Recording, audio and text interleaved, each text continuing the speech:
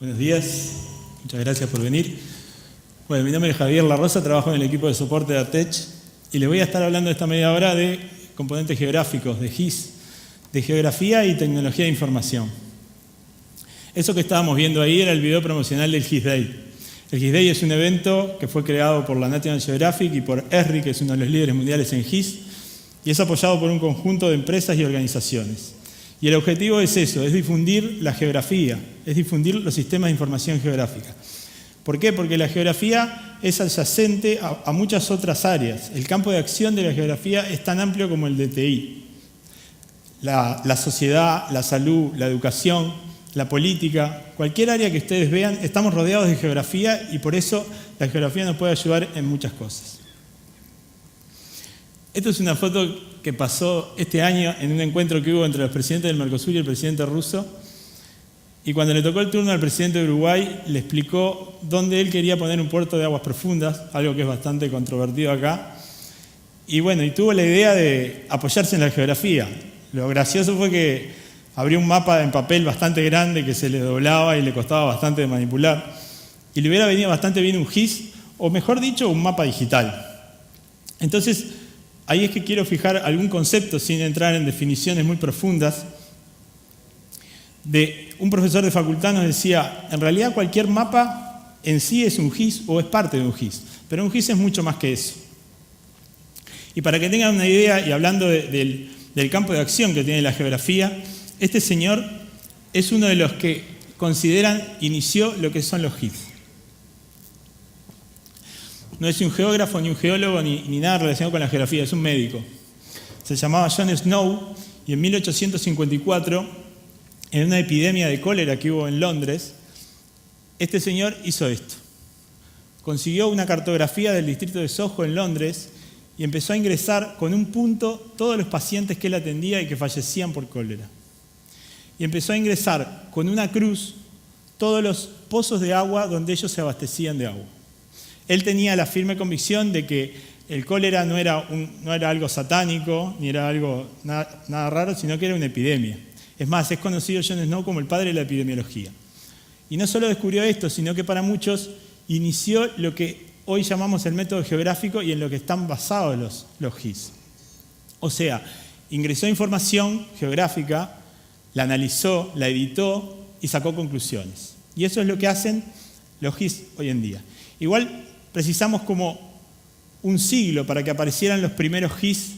El primer GIS conocido, que es el Sistema de Información Geográfica de Canadá, y al que llaman sí el padre del GIS, que es Tomlinson, el que lo creó. Y después, en los años 80, 90, aparecieron una cantidad de software donde aparecieron las empresas que hoy son líderes. Y a partir del siglo XXI lo que pasó es que los GIS pasaron a Internet. Este sitio que yo les muestro ahí, que es el Mapit Minneapolis, es el sitio del gobierno de la ciudad de Minneapolis en Estados Unidos, ¿no? La ciudad de los lagos que se llama. El portal del gobierno lo que hace es les ofrece un GIS bastante grande con una cantidad de mapas, de gráficas, información donde los ciudadanos de la ciudad pueden ingresar datos, editarlos, visualizarlos, sacar conclusiones. Les voy a contar algunos que a mí me parecieron bastante interesantes. Esto se presentó en la User Conference de ESRI este año y lo presentaron como uno de los casos de éxito del ARGIS, del producto que tiene la gente de ESRI. Por ejemplo, algo bastante básico que tiene, pero necesario, es un mapa administrativo, o sea, los barrios de la ciudad de Minneapolis, ¿tá? Pero como ven ahí, los barrios en realidad tienen una capa de colores. ¿Por qué? Porque ellos tienen un relevamiento de todos los árboles de la ciudad. Entonces yo puedo entrar a un mapa, yo ciudadano, entro a un mapa, cliqueo en un árbol específico y veo ese árbol, cuándo se plantó, de qué tipo es, tiene un link con un sitio forestal que me dice el valor que tiene ese árbol, no sé cómo lo calculan, pero me dice el valor en dólares que tiene ese árbol para la ciudad. Me dice también si el árbol está dañado y eso les permite sacar reportes de dónde tienen que replantar y qué problemas tienen. Bueno, y eso de alguna forma lo mezclan, hacen un merge, un mashup con esa información y sacan un mapa administrativo en base a los niveles de verde que tienen en cada barrio. Y esto, por ejemplo, tiene influencia en el valor inmobiliario de las propiedades. Después tienen otro que a mí me pareció muy interesante. Ellos están fomentando lo que es todo el uso de la energía solar. Entonces, que la gente instale paneles solares. Entonces, ¿qué hacen para eso? Te ofrecen un mapa donde vos entrás y podés ver la azotea, tu azotea, qué rendimiento tiene sobre si instalás ahí un panel solar. Y hay todo un mercado alrededor, entonces te ofrecen que vos puedas instalar tu panel solar en otro lugar. Como verán, esto rojo que hay acá seguramente sea un rascacielos, que tiene mayor rendimiento. Y bueno, tienen capas, le ponen capas arriba de los mapas donde ven los niveles de radiación, por ejemplo, dependiendo de la cantidad de paneles solares. Y después, por último, les quiero contar la parte de reclamos. Ellos tienen toda la parte de las llamadas 311, o sea, las llamadas frecuentes, también las ingresan a través de un mapa. Ellos pueden hacer zoom y por cada zona ir viendo qué niveles de reclamos hubo en cada zona. Tienen gráficas que van mostrando. Y tienen un portal en donde este es el portal de los perros malos. ¿Ah? Entonces, básicamente, cuando alguien hace una denuncia de que un perro atacó a alguien, lo ponen en el mapa y lo publican. ¿Ah? Acá le llamaríamos un scratch, le hacen al perro. Pero de alguna forma se ve que es una forma de que los dueños de estos perros tengan más cuidado. ¿Ah? También dice que lo hacen con la gente que comete faltas, o sea, tienen todo un manejo bastante... Capaz que estamos lejos acá en el sur de esas cosas, pero bastante interesante. Entonces, ¿qué les quiero contar hoy yo?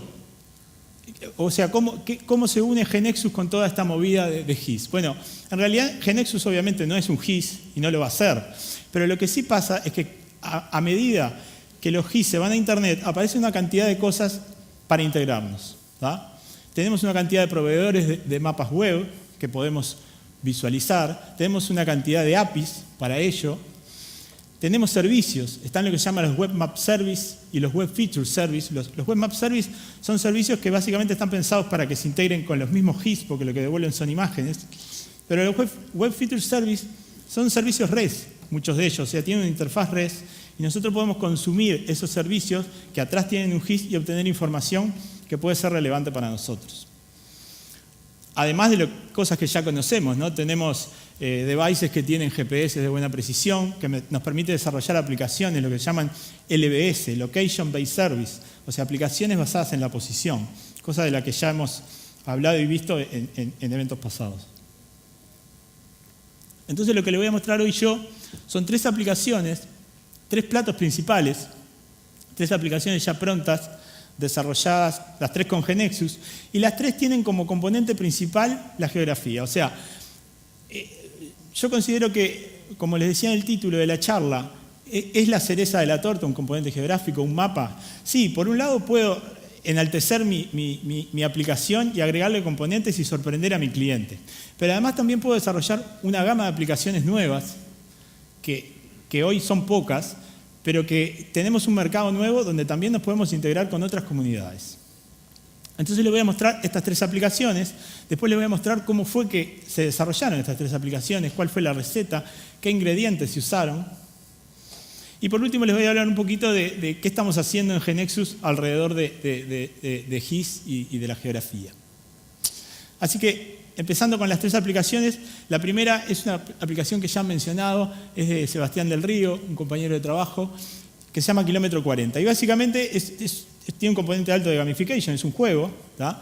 Y lo que hace la aplicación, Sebastián es un aficionado a las motos, ¿tá? Pero lo que hace la aplicación es, yo le doy un punto de inicio de un recorrido, por ejemplo el Radisson Victoria Plaza, lo prendo en mi celular, hago un recorrido y cuando llego al final, tengo el recorrido cargado en mi aplicación. ¿Da? Y luego tengo un ranking, la aplicación me devuelve la distancia que recorrí, la velocidad en que lo hice, el tiempo que me llevó. Los otros usuarios tienen ahora, a partir de ahí, tienen ese trayecto, pueden dar de alta otro trayecto o tienen ese trayecto y pueden ejecutar el mismo trayecto. ¿Da? Esto tiene más de 50 usuarios, la otra vez veíamos con Seba, tiene hasta usuarios de Dubái, o sea, las aplicaciones globales hacen eso, ¿no? Mucha gente se las baja y las empieza a usar, con motos, caminando, en bicicleta. O sea, la idea es un juego. La segunda es una aplicación web. La anterior es una aplicación iOS, SD. La segunda es una aplicación web que desarrollé yo, la hice más con un fin más didáctico, está en una etapa de prototipo. Y se llama Dime dónde vives y te diré algo. Básicamente lo que hace esta aplicación es, basado en el contexto geográfico, me da información. Déjenme mostrarles. Bueno, entonces, como les decía, es una aplicación web que está hecha en Google Maps y yo tengo cargados datos para la ciudad de Montevideo. Entonces, cuando hago clic, la aplicación, por ejemplo, me da información del barrio donde yo estoy posicionado, ¿sí? Puedo hacer lo mismo en las distintas zonas de Montevideo y voy a tener información de cada uno de los barrios. Y obviamente del barrio puedo tener información como las oficinas gubernamentales que hay en ese barrio, el código postal, las oficinas de policía. Podría tener también información comercial, es decir, qué farmacias de turno tengo, qué centros comerciales, en fin, puedo tener una cantidad de información. También podría tener información estadística. Por ejemplo, ahora que estamos en época electoral, yo podría tener una estadística por barrio de cada uno de los partidos políticos, qué tendencia tiene en ese barrio, y yo podría en base a eso tomar decisiones donde tengo que mejorar mi campaña o no.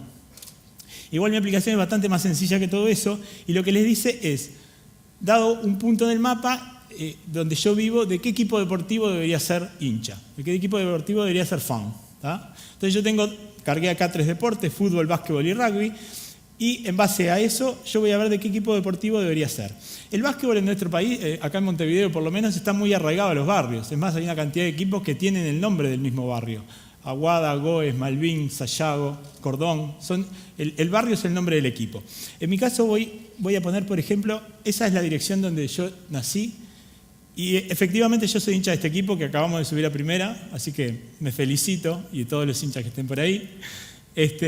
Pero con el fútbol es un poco distinto, porque el fútbol tenemos 2 equipos grandes que superan un poco las barreras geográficas, a pesar de que mucha gente igual tiene un segundo cuadro, por decirlo así, que es de su zona barrial. Entonces yo voy a ingresar la dirección de 2 amigos que sé que son de Nacional y Peñarol.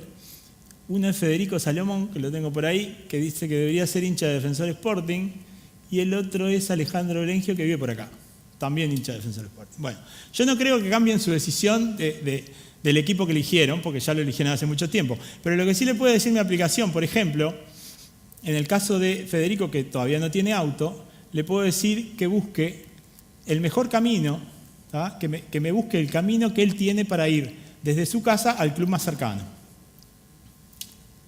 Ahí. Entonces esto me muestra un cambio en el ruteo, yendo por las calles.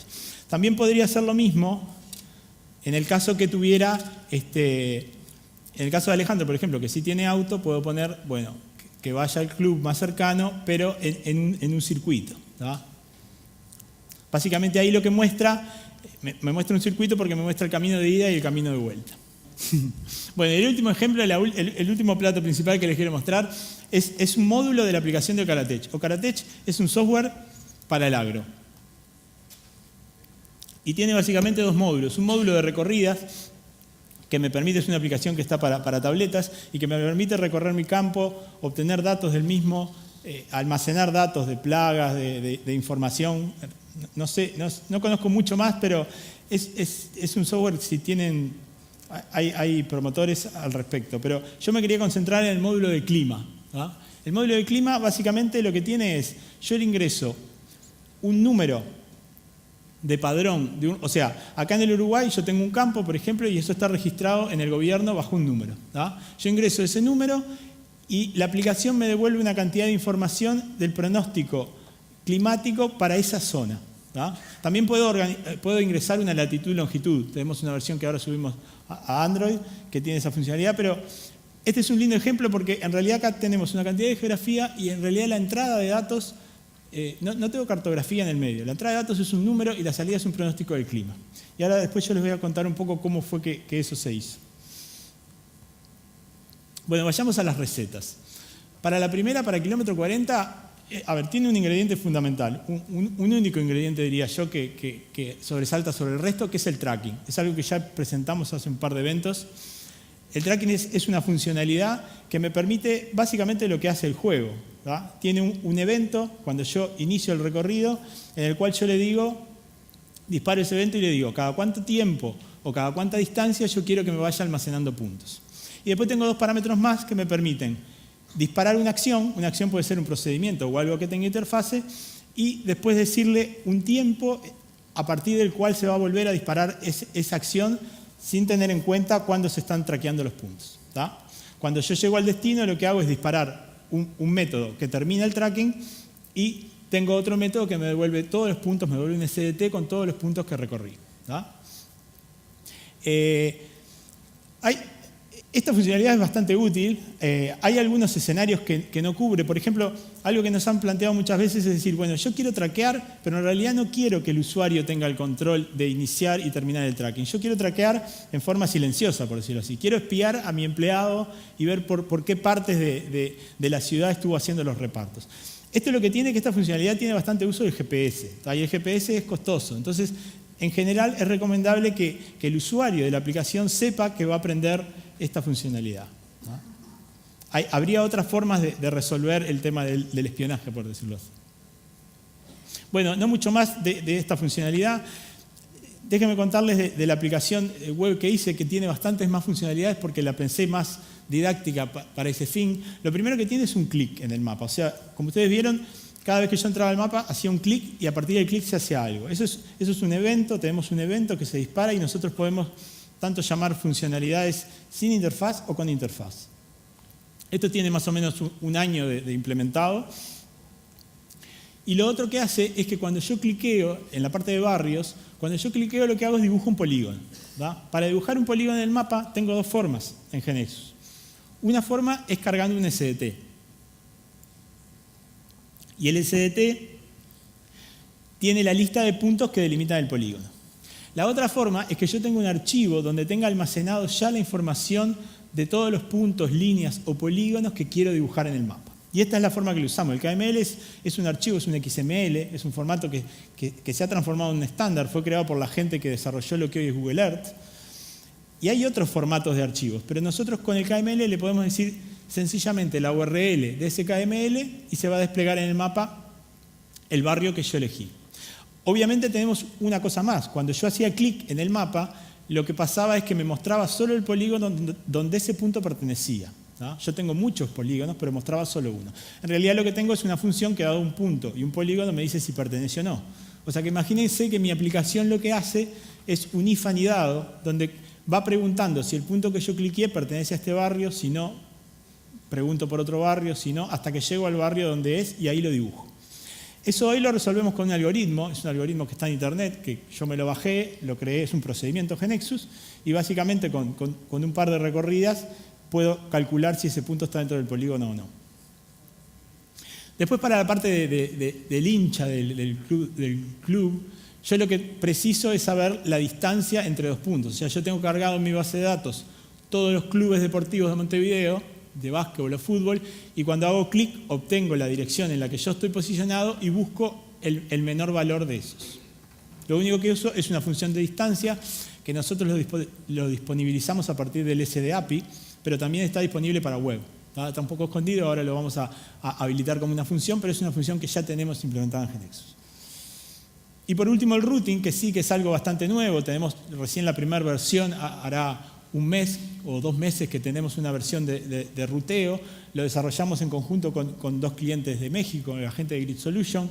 Y básicamente lo que hace esto es usar el API Direction de Google. En realidad nosotros lo único que hacemos es pasarle al API Direction los puntos que queremos que él nos traquee y él tiene un parámetro que le dice si es caminando o si es manejando y en base a eso toma los sentidos de las calles o no y dibuja en el mapa la solución.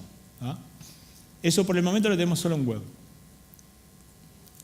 Bueno, la última receta que les quería contar es el módulo de Karatech Clima, que como yo les decía, tengo un número de padrón, ¿tá?, de mi campo, el campo que yo tengo, donde yo trabajo, y quiero obtener el pronóstico del clima de eso. Entonces, ¿cómo hacemos esto? Bueno, la gente de Catastro de Uruguay, que es donde se registran todos los territorios, provee un servicio, un WFS, un Web Feature Service, arriba de su GIS. Ellos tienen un ArcGIS en su ambiente y lo que hacen es proveen un servicio que yo le doy un número de padrón y un nombre de departamento y me devuelven las coordenadas.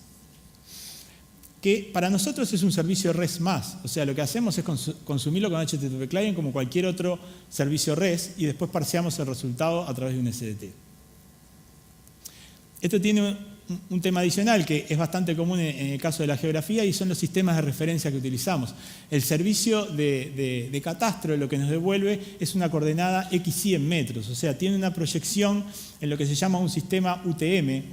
El Universal Transversal Mercator es un sistema de proyección que divide el mundo en muchas cuadrículas. Uruguay está casi todo contenido en la cuadrícula 21.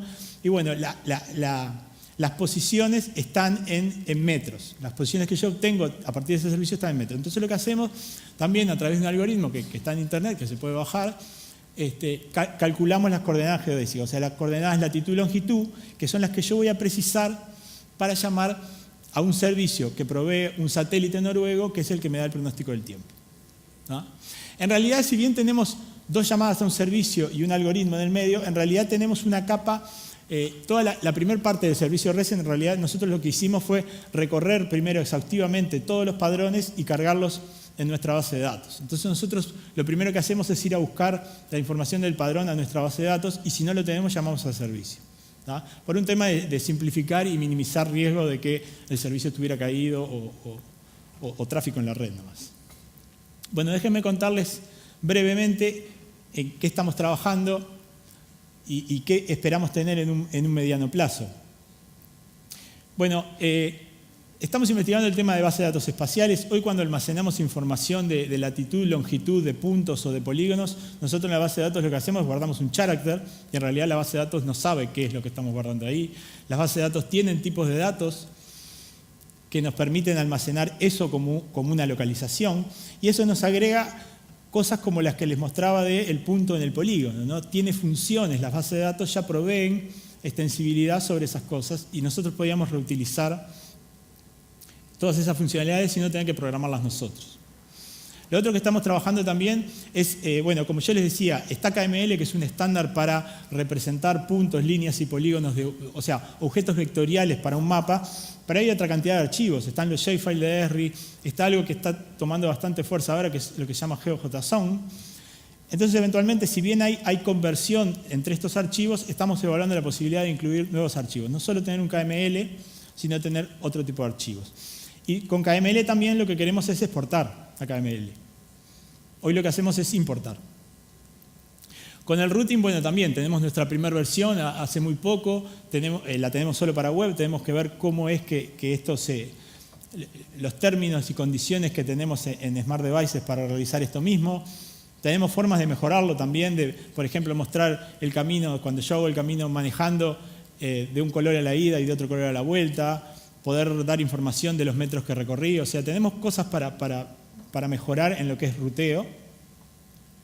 Y lo otro que estamos investigando son APIs de otros proveedores. Hoy básicamente para SD en iOS tenemos los mapas de Apple, en Android tenemos los de Google, en web también tenemos Google, tenemos Yahoo y también tenemos Baidu, que es el proveedor chino de mapas, vendría a ser el Google chino, pero hay otra cantidad de proveedores, sobre todo OpenStreetMap es uno de los más conocidos que está tomando bastante fuerza, que tiene muy buena definición en los mapas. Está también ArcGIS, ahora tiene APIs para poder integrarse. Es más, en fin, estamos analizando qué otros proveedores podemos tener nosotros. Si quieren, esta es una gráfica inicial de lo que empezamos a ver, de todas las cosas que tenemos para revisar. Lo que está en rojo es todo lo que tenemos para hacer, lo que está en verde es lo que ya hicimos, y lo que está en amarillo son cosas que ya empezamos a ver. Es solo para que tengan una idea de que tenemos mucho para construir nosotros, pero con lo que nosotros ya tenemos hoy se pueden hacer una cantidad de aplicaciones como esta que les mostré. Si les quedan dudas, les digo que se queden a la próxima charla donde la gente de Minería de Salta nos va a contar todo lo que hicieron ellos con el control de mapa web. Y bueno, y además los invito a que el 20 de noviembre se acerquen a lo que es el GIS Day. Hay una cantidad de información, de conferencias en internet y empecemos nosotros de alguna forma a integrarnos con todo el poder que nos da los sistemas de información geográfica. Bueno, muchas gracias.